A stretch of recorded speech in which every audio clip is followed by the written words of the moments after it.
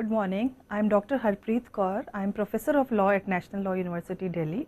Today I will be dealing with Module 5 of the course of Corporate Law. This module is about share capital, the types of shares, the nature of the shares, kinds of shares, and also what is the need of the companies to have a share capital, and we will also discuss the rights and liabilities of the shareholders.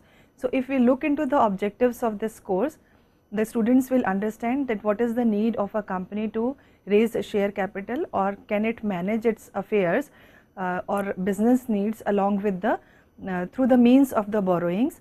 Then if it is a share capital has been raised, what are the types of shares that can be raised by the company, what are the rights of different types of shareholders, and then what is the nature of the of a share, what is the basic nature of a share, and also we will also understand what are the expectations of a company from the shareholders and what are the rights and duties of the shareholders of a company. So, let us first of all understand what is the difference between capital and the share capital of a company. So, you see that whether it is a capital or whether it is a share capital, both the terms, these terms are used synonymously. So, capital, if it is divided into smaller units in the form of shares, it is known as a share capital, and it is a need of the company to get incorporated with the capital if the company wants to conduct a business. Although the Companies Act does not say that having a capital is a compulsory requirement for incorporating a company, but most of the companies, they get incorporated along with the capital because they are incorporated for the purpose of running a business, and for running a business and conducting a business, a company needs to have a capital. Now, the capital clause of the memorandum says that you have to mention what will be the authorized capital of the company and how many shares it will be divided. The number of the shares should be written, and also the fixed amount of the shares should also be written in the memorandum of the of any company which is getting incorporated.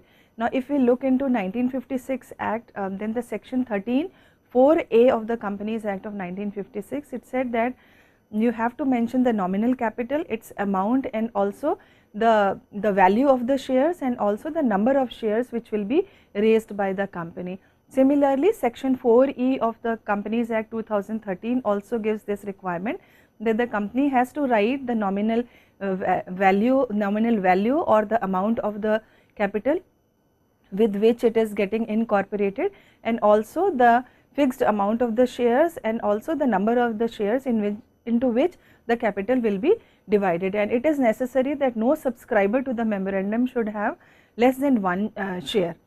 Now, minimum capital requirement is also a requirement given by the Companies Act. Like for a public company, it is necessary that it should have a minimum paid up share capital of 5 lakh rupees at the time of incorporation, and for a private company, it is necessary that it should have a share capital of minimum 1 lakh at the time of incorporation, and these provisions are given by section 2 subsection 71 and subsection 68 of the Companies Act 2013. Now, the question arises that how a company decides that what type of a capital, how it should raise the capital, whether it should be through the public issue, whether it should be through the investors from the public, or it should borrow the money.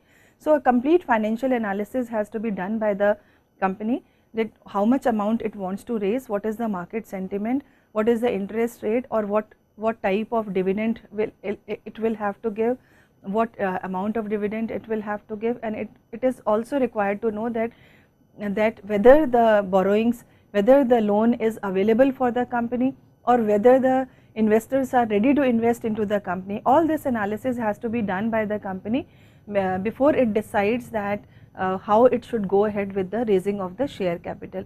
Now, if the company decides ultimately that it should raise a share capital, then the question arises that whether it should be equity share capital or the preference share capital, because these are the two types of share capitals which can be raised by the company under the present Companies Act, and these were the only two types which were there under the 1956 Companies Act also.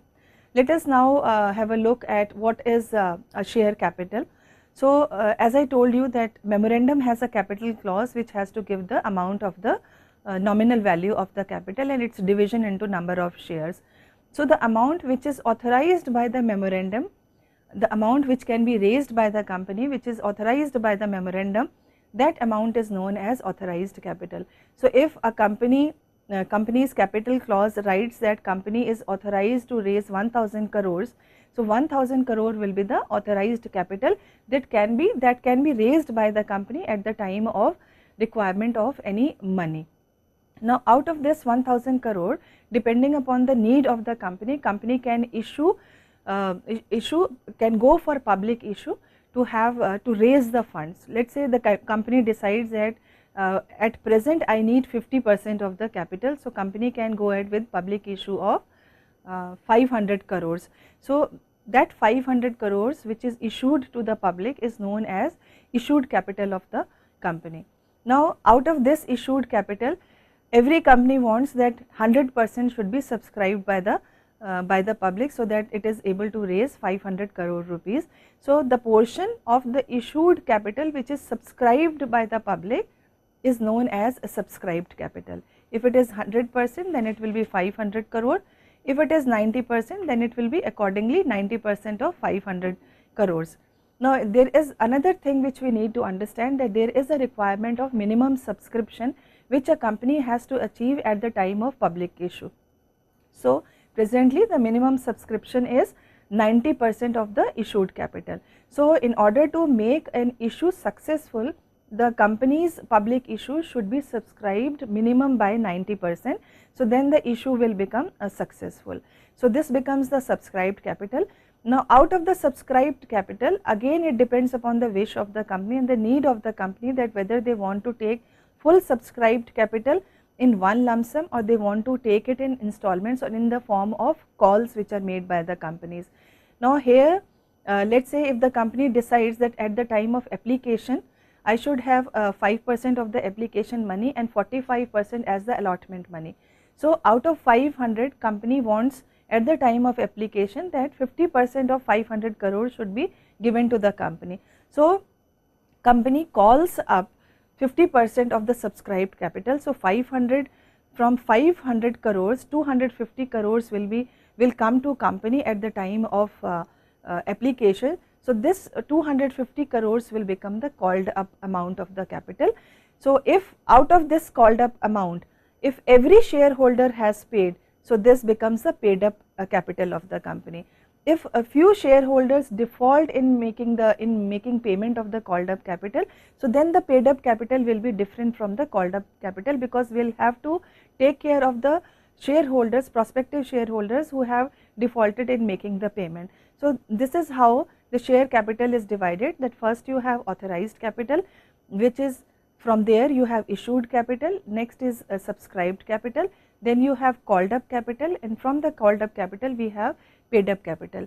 So, after the called up capital, whatever balance amount is there, that can be called by the company in the form of calls, and company can also decide to put certain amount by passing a resolution as a reserve capital of the company, which will be used for the specified purposes for which it has been reserved by the company.